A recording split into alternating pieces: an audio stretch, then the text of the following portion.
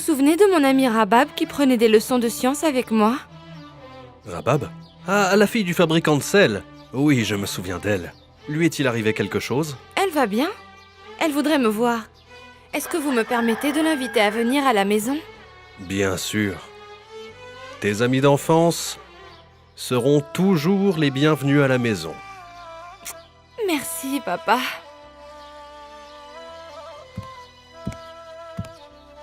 Wadida, Je suis là, monsieur. prépare un repas spécial pour le déjeuner, s'il te plaît. Salma reçoit une invitée aujourd'hui. Une invitée? Rabab, je l'ai vue hier au marché et papa a accepté que je l'accueille ici. Elle ne t'aime pas. C'est une fille qui a toujours été jalouse de toi et de tes compétences à l'école. Wadida, si tu ne dis pas du bien, ne dis rien du tout. Alors je vais me taire. Ce n'est pas juste. Comment oses-tu? Je demande mon droit. Parle moins fort d'abord. Je ne me tairai pas. Qu'est-ce qui se passe ici? Nous sommes dans une salle de tribunal, messieurs, pas au marché. Pourquoi cet homme hurle-t-il, Zarzour? Il veut entrer de force dans la salle de tribunal, monsieur. Moi, ne m'accuse pas à tort, portier. Adresse-toi à moi. Pourquoi est-ce que tu veux entrer de force au tribunal? À Dieu ne plaise, monsieur. Ce qu'il y a, c'est que ça fait des jours que j'attends et mon tour n'arrive jamais. Est-ce que cet homme dit vrai, Zarzour? Excusez-moi, monsieur, mais son cas est simple. Ses souliers ont simplement été volés devant la mosquée. Nous avons des cas plus importants que ça. Qui t'a donné ce droit de déterminer l'importance des cas et la priorité de leur étude? Et je voulais faire preuve de rigueur, monsieur. Je te prive de ton salaire pour un jour, pour t'apprendre ce qu'est la vraie rigueur. Tu n'as pas intérêt à refaire ça. Les cas sont étudiés par leur ordre d'arrivée au tribunal, quel que soit leur genre. C'est clair? Votre jardin ne comprend que cette superficie? Oui, il ne te plaît pas? Je le trouve beaucoup trop petit. Comment les caravanes de chameaux et de chevaux arrivent à se déplacer ici? Des caravanes de chameaux et de chevaux? Mais pourquoi faire? Le juge ne se déplace-t-il pas dans un cortège conduit par des gardes et des chevaliers, pendant que lui est assis sur son haut palanquin? C'est peut-être ce qui se passe dans les contes populaires, mais pas dans la maison de mon père. Tu es en train de me dire que le juge se déplace tout seul, sans serviteur et sans garde? La personne qui applique la justice et qui craint Dieu dans toutes ses affaires n'a pas besoin de garde. Viens, je vais te montrer ma jument, Kamar. Attends-moi! Je n'arrive pas à te suivre! Et comment voudrais-tu arriver à me suivre si tu es alourdi par tout ce fer? Du fer? Ce sont des bijoux précieux et très rares. Et quelle est leur utilité? Eh bien, une femme doit s'embellir autant que possible. Salma, décidément, tu es une fille bizarre. Cette journée a été tellement épuisante. Est-ce que tu as eu à traiter 10 cas comme je l'ai fait aujourd'hui? Oh, bien pire encore, mon père. Raconte-moi. J'ai passé la journée avec Rabab, mon ami d'enfance, et j'ai dû supporter tout son orgueil. J'ai oublié de te dire que son père est devenu quelqu'un de très important. À présent, c'est lui le principal fournisseur des selles des chevaux du palais, de l'armée et de la police. Voilà donc pourquoi elle portait une tonne d'or et de bijoux. Et toi, Salma, tu n'aimerais pas avoir de beaux bijoux comme elle? Oh non, père.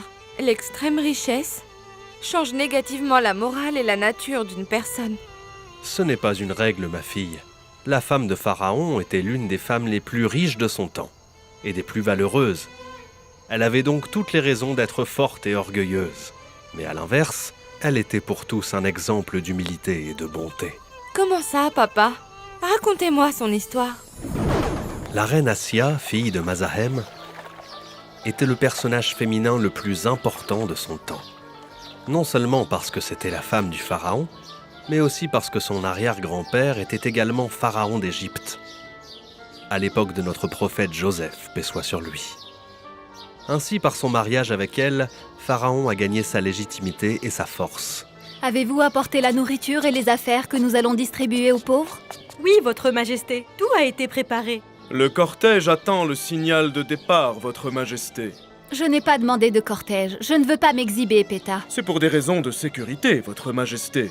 Ce ne sera pas nécessaire. Je vous en prie, Votre Majesté. Les gardes sont garants de votre sécurité. Tu es suffisant pour effrayer toute une armée. Dis aux autres soldats de partir. Comme vous voudrez, Votre Majesté. Retirez-vous.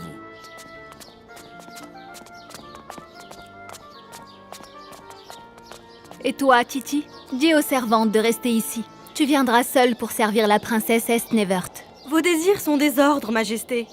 Dis-moi, maman, où habitent ces pauvres? Ils sont partout, ma chérie, à l'extérieur des frontières de ce palais. Vraiment?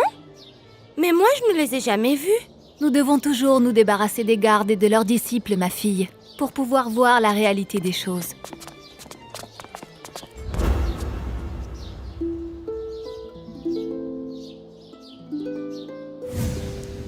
Aman, je t'attendais.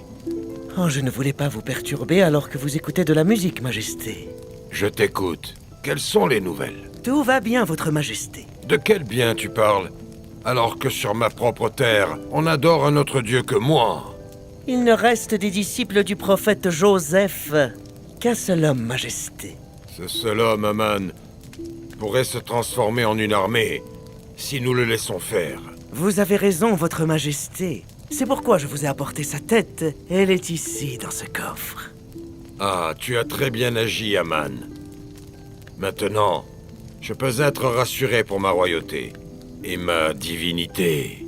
Votre Majesté, j'ai une autre nouvelle pour vous qui risque de ne pas vous plaire. Je t'écoute. Votre femme, Sa Majesté la Reine Assia, a donné à chaque pauvre 2 pièces d'or.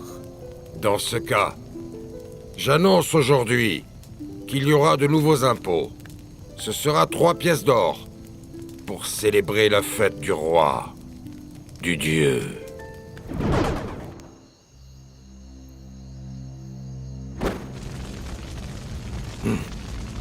Non. Non. Non. Non, le feu est partout autour de moi. Où est l'eau? Éteignez le feu. Éteignez le feu. Ah, ah.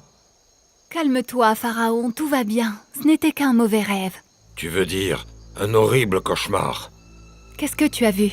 J'ai vu un feu intense sortir de Jérusalem et s'approcher de l'Égypte. Il brûlait tout sur son passage. Il brûlait les champs, il brûlait les palais et les temples. C'est vraiment effrayant, en effet. Ce qui est étrange, c'est que le feu ne s'approchait pas des maisons pauvres, dans lesquelles vivent les enfants d'Israël. Ce feu renvoie peut-être aux nouveaux impôts que tu as fixés. Et que personne n'a les moyens de payer. Les impôts sont nécessaires pour le bien du pays et pour tout le monde. Qu'as-tu mangé au dîner, Pharaon?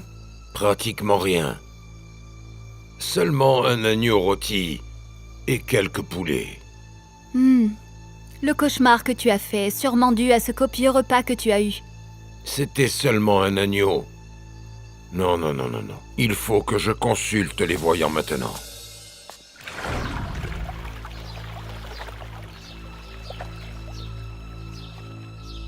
Le sorcier Ainect. Il est l'un des voyants et des astronomes les plus importants, et il a une connaissance approfondie de l'interprétation des rêves. Est-ce qu'il est en train de dormir? Non, il est en train de se concentrer, afin de pouvoir interpréter votre rêve, Majesté. Je vais attendre encore longtemps. Ne vous précipitez pas pour ce qui sera inévitable, monsieur. Je n'y comprends rien. Un enfant des enfants d'Israël va venir au monde. Il sera la cause de la destruction du peuple d'Égypte, et il sera aussi responsable de la mort du pharaon. Puisque les sorciers sont tous d'accord sur la même interprétation, nous devons essayer d'empêcher cela autant que possible. Bien sûr qu'il faut l'empêcher, même si pour ça nous devons tuer tous les nouveau-nés des enfants d'Israël.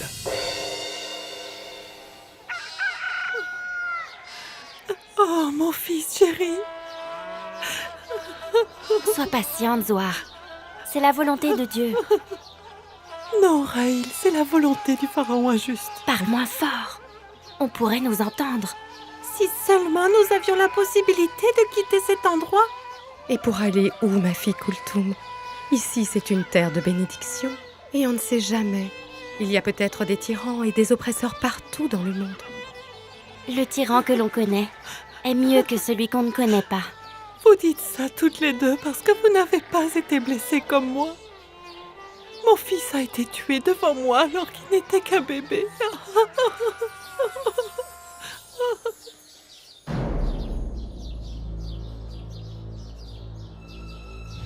Qui est là?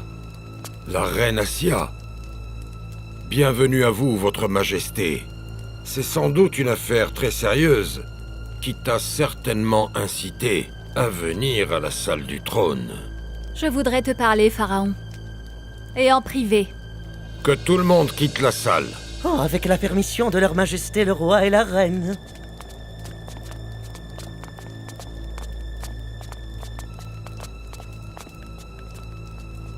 Que se passe-t-il, ma chérie? Est-ce que c'est vraiment urgent à ce point-là? Oui, c'est une question de vie ou de mort. Je t'écoute. As-tu ordonné de tuer tous les petits garçons des enfants d'Israël? Oui.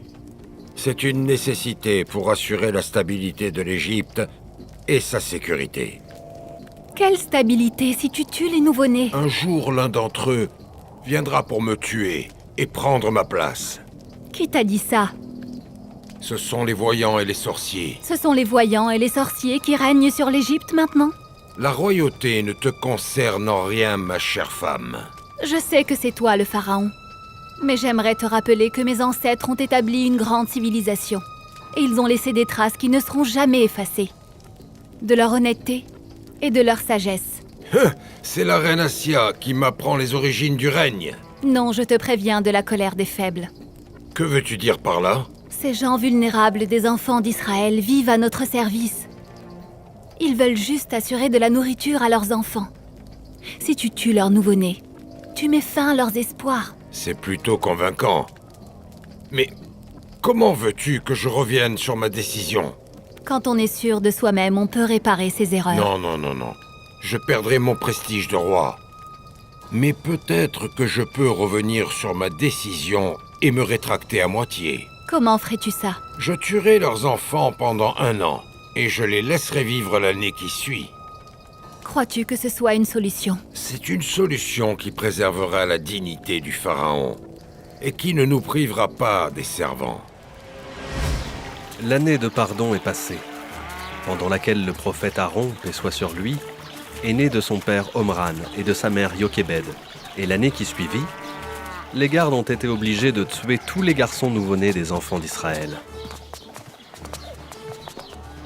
Cette même année, Madame Yochébed a donné naissance à un enfant dont le visage était illuminé.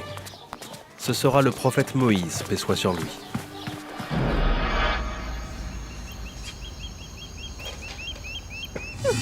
Maman, je ne veux pas que mon frère Moïse soit tué, qu'il me prenne et me tue à sa place. Que Dieu nous protège, Kulthum. Ne t'inquiète pas, ma chérie, ne pleure pas. Pendant mon sommeil, j'ai entendu une voix du ciel, qui m'a indiqué comment agir. Alors mon frère Moïse va vivre? Je l'espère. Qui sait, ma fille? Maintenant, va chez notre voisin Isaki le menuisier. Est-ce que tu sais où il habite? Oui, je connais très bien sa maison.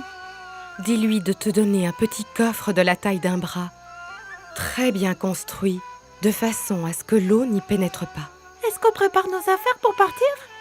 Fais ce que je te dis sans discuter, et je t'expliquerai tout plus tard. Je vous remercie, Votre Majesté, pour nous avoir fait l'honneur de venir nous voir. Et aussi pour les cadeaux et la bonne nourriture. Je vous en prie. Ceci est mon devoir. Comment allez-vous aujourd'hui? Nous allons parfaitement bien grâce à votre intérêt pour nous, Votre Majesté. Pendant l'année du pardon, j'ai eu un petit garçon à la place de celui qui a été tué. Madame Yochébed, la femme du berger Omran, a donné naissance à un très beau petit garçon. Elle l'a appelé Haroun. Que Dieu garde et protège vos enfants, mesdames. Et nous vous souhaitons de tout cœur, Votre Majesté, que vous ayez aussi des garçons comme nous. Votre Majesté accepterait-elle de partager notre nourriture? Oui, avec grand plaisir. Qu'est-ce qui t'a pris, Zour? Malheur que ma langue toujours pressée soit coupée. J'avais oublié qu'elle ne donnait pas naissance à des garçons.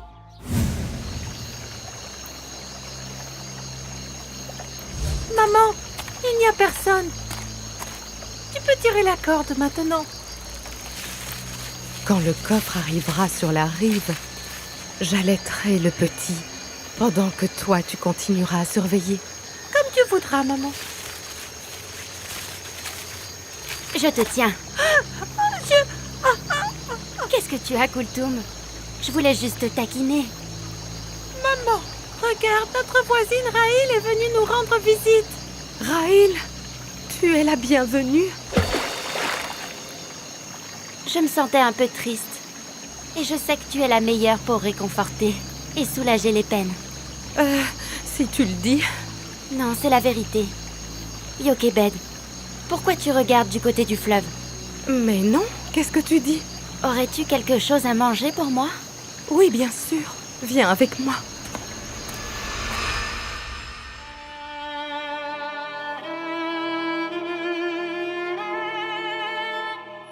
Au nom d'Allah, le tout miséricordieux, le très miséricordieux. Aussi fîmes-nous la révélation suivante à la mère de Moïse. Allaite ton fils, et si tu as peur pour lui, jette-le dans le fleuve, sans éprouver ni crainte ni chagrin à son sujet, car nous allons te le rendre et en faire l'un de nos messagers. Allah, le majestueux, a dit vrai. Alors Yokebed a perdu le coffre? Oui, c'est ce qui s'est passé. Et qu'est-ce qui s'est passé ensuite? Plusieurs choses merveilleuses se sont passées après. Mais il me faudrait beaucoup plus de temps pour que je te les raconte. Vous voulez aller dormir, c'est ça? Mais il est déjà très tard, ma petite fille. Dans ce cas, vous me raconterez demain ce qui est arrivé au prophète Moïse et à sa mère et à sa sœur et à l'épouse du pharaon. Oui, je te raconterai tout ça demain, si Dieu le veut. Bonne nuit, ma fille.